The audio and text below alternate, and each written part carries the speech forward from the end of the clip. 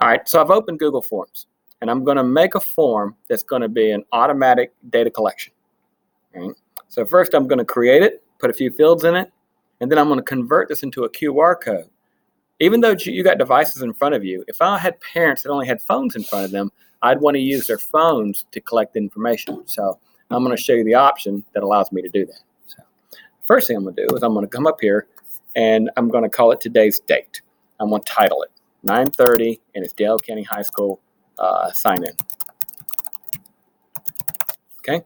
If I click on Untitled Form, it automatically does that. It will do it in a Google slide, in a Google Doc, in a Google Sheet. If you put something predisposed in the very first part, it would automatically auto-populate the title right in there. So the next thing I want to do is in the very first field, and you want to do this when you start creating your own assessments in Google Forms. Google doesn't tell you to do this, but the very first time, every time you need to do this. Last name, comma, first name. If you don't, when it collects the data and makes a spreadsheet out of it, it won't look like your grade book. This will guarantee that when the data is collected, I can see everybody's name alphabetically. And if I wanted to move and convert grades over, right, this is why I would do that. Notice this is short answer here. And look at the icons underneath. I have duplicate, I have trash, I have required. You may not have required dragged, all the way over. Mine is automatically set where that field has to be completed or it won't be submitted as a form. That makes sense? Now the next thing I want to do is click right here and request your email for what's aligned with Chalkable. So this is my cross-reference to give you credit today. All right, so I'm going to put in school email. Automatically, it made a short answer out of that. Do you see that? Now the next thing is I'm adding another field, and that means add a question. I'm going to find out what you teach. Okay, so here I'm going to put subjects taught.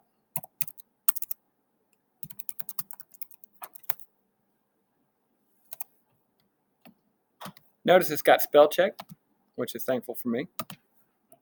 Now you see what says short answer? Because you teach multiple subjects, there's going to be more than one correct answer for this, right? There may be someone that teaches math and science. So if I clicked here, I can make it a checkbox. You see my options? Multiple choice is just one correct answer. Checkboxes would be multiple correct answers.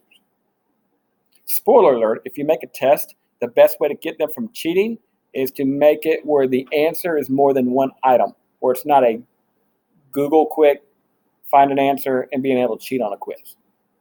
So a lot of my teachers are creating quizzes that have multiple correct answers.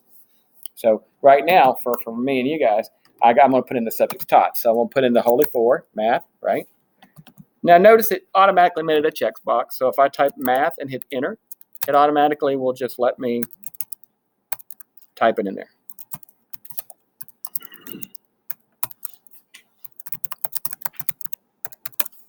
I'm going to scroll down.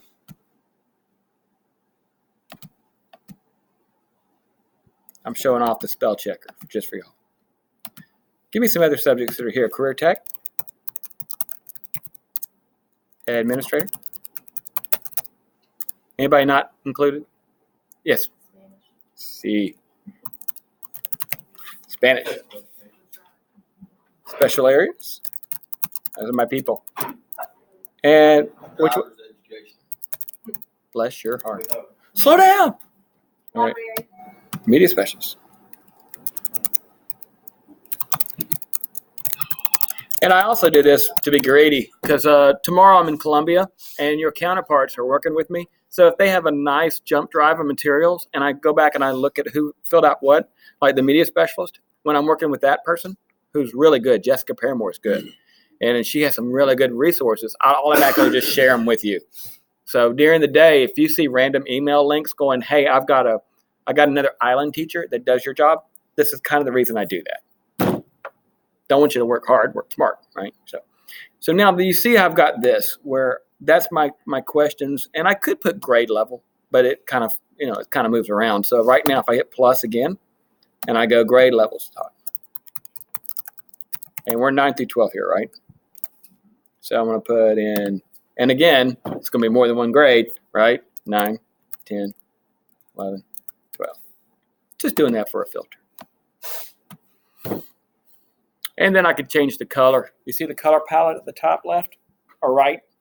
If I did that and I clicked on color palette, I can make this red. So there's my form. And you know in PowerPoint, when it's in not slideshow view, you can edit, right? Well, this is very similar, and this is how I associate this. If I go to like the slideshow view here, which is preview, this is where the actual form is not, you can't edit.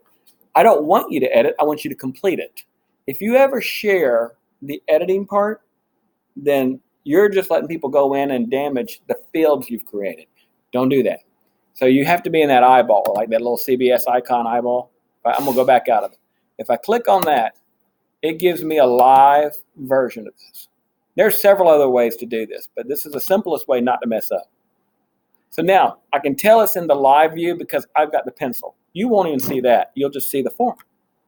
So if I take this form, right, and I copy that URL, I can send it to you.